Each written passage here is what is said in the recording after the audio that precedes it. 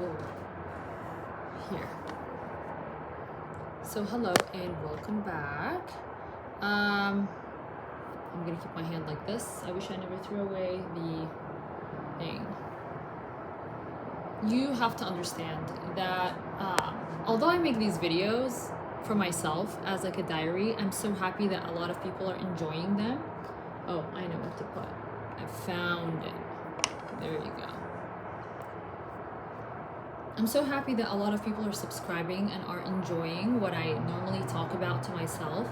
Starting out the channel, I always thought to myself that this will be my diary when no one's gonna ever find it, because I don't promote.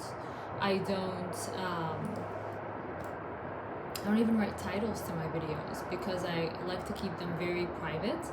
But since people are really enjoying them and I'm getting subscribers and comments of people, how this is affecting them, I feel like there's a common ground with like-minded people, and they find what I talk about to be relatable. So I'm glad for that there are people similar to I am, and my ideologies regarding a certain type of subject. So it's so important, you know. There's one historical character, and he said that when somebody is stuck up on you, like for example, they come with this energy that they're better than you, by acting stuck up on them, is humbleness itself. Now, what I think, the way I take it as an approach, this could be correct in certain circumstances.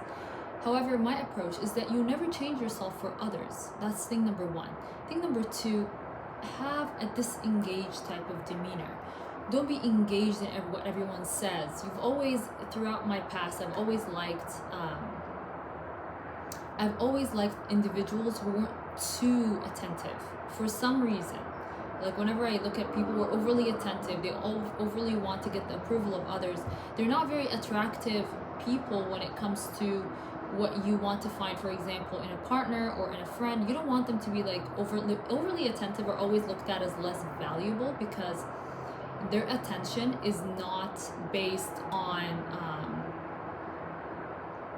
like a certain thing. They can give anything their attention. So their attention, if you were to get it, is just like getting anything. It's like getting the mouse to look at you or getting the tree to look at you. It's always looking at everything, or it's just never that important. So in order to make it important is to make it scarcer, and that is what I'm truly talking about. And I've said this to myself before years ago, and I did develop it. But then when I went on and I became in professional school, I felt like, oh, it's more professional. Like when people are talking, you listen to them. No, you don't need to listen to students. You don't need to listen to people that aren't your teacher. Your teacher is who you're paid to listen to. Everyone else, none of that.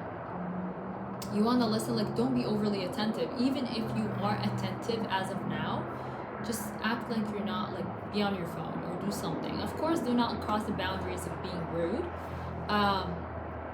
but definitely prefer to be rude than be this, like, please love me type of behavior, even though that's not the reason I'm doing it. However, I'm sure people interpret kindness for weakness and all these things. I am technically a person that loves kind people, and I tell myself that. But when I look at all the people that I believe are a good personality, they're always, you know, they're not always present. They're not always available, and in turn, they never give their full attention when I see them in group conversations. So, with that said, I will incorporate what I like. That way you don't look for it in other people, and yeah, that's what I think.